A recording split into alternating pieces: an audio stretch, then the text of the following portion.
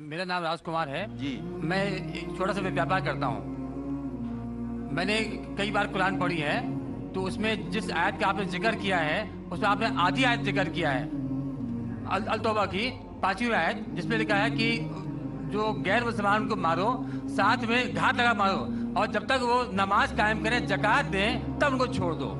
भारत के हिंदू लोग भगवत गीता नहीं पढ़ते तो उनसे क्या अपेक्षा करेंगे कि वो कुरान पढ़ेंगे। लेकिन कुरान में क्या लिखा है वो मैं आपको बताता हूँ। बहुत सारे सेकुलर लोग, बहुत सारे हिंदू लोग ये सवाल उठाते हैं कि जो कट्टर हिंदू या जो समर्पित हिंदू इस बात को कहते हैं कि कुरान में ये लिखा है, कुरान में हिंदू हत्या का प्रावधान है, कुरान में हिंदुओं को मारने की बात कही है, ये सब गलत है। ये सब कट्टर हिंदुओं ने अपने आप इस्लाम को और कुरान को बदनाम करने की साजिश की है। तो मैं पवित्र कुरान से आपको पढ़ के बता देता हूँ कि कहाँ पर हिंदुओं के बारे में क्या लिखा है।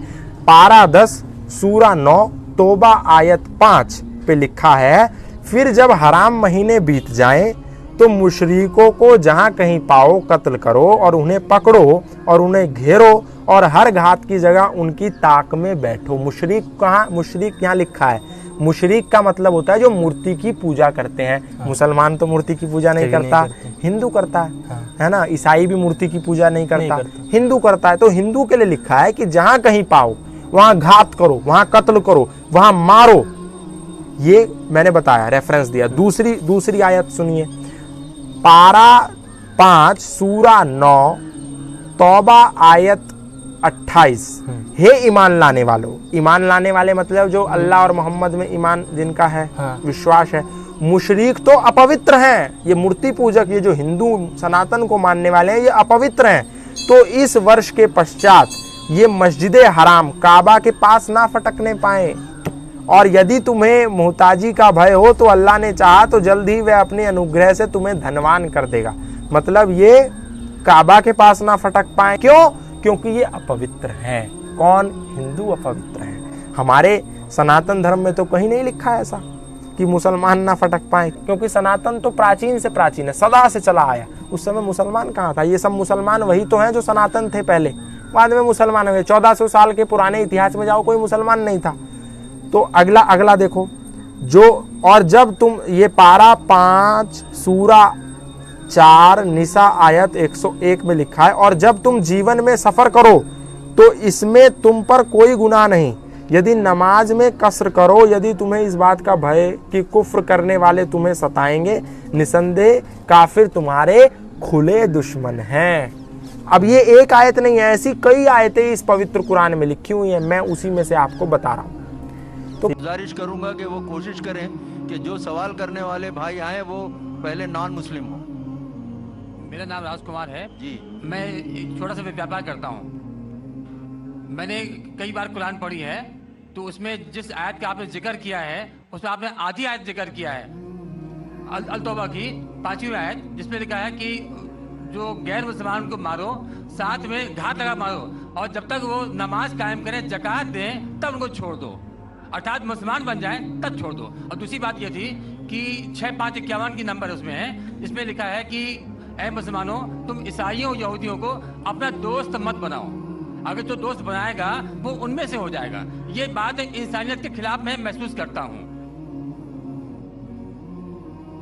मैं साहब ने सवाल किया कि मैंने जो आयत कोट की सूरह तौबा सूरा नंबर 9 आयत नंबर 5 की, वो आधी आयत कोट की। उसमें लिखा हुआ है कि उन्हें जब छोड़ दो जब वो नमाज कायम करे और ज़कात दे। ये भी जो भाई साहब कह रहे, पूरी आयत का मैं हवाला देता हूँ। अगर आप पूरी आयत पढ़ेंगे तो आपको सही पस मंज़र मिलेगा। जैसे मैंने कहा था मेरी तकरीर में, हवाला तो दिया। आयत नंबर 5 में लिखा है सूरह तौबा सूरा नंबर 9 में कि अल्लाह सुब्हानहू व तआला मुशरिकीन मक्का को 4 महीने का वक्त देते सुधरने का, वरना ऐलान जंग। और जंग के मैदान में लिखा हुआ है कि जहां भी आप मुशरिकों को पाएंगे उनका कत्ल करो। Wait for them in every stratagem of war, उनका इंतजार करो और मैदान जंग में उनका कत्ल करो। लेकिन अगर वो रिपेंट करे, मतलब माफी मांगे, कई वजह है, अगर वो माफी मांगे, नमाज पढ़े और ज़कात दे तो छोड़ सकते हैं। मतलब वो इस्लाम को कबूल करे, या वो सिर्फ अमन चाहते हैं, तो कई ऑप्शंस दिए गए हैं। एक ऑप्शन है कि अगर वो रिपेंट करे, माफी मांगे, इस्लाम को कबूल करे तो भी छोड़ दीजिए, या वो अमन चाहते हैं और इस्लाम कबूल नहीं भी करे तो भी छोड़ दो।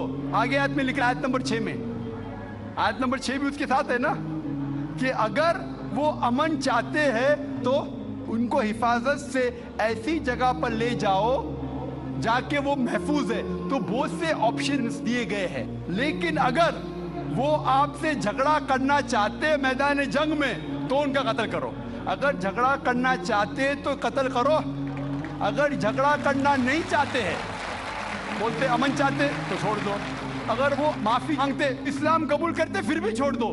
तो कई ऑप्शन दिए गए हैं। ये कहना गलत है कि वो इस्लाम कबूल करे तो ही छोड़ो।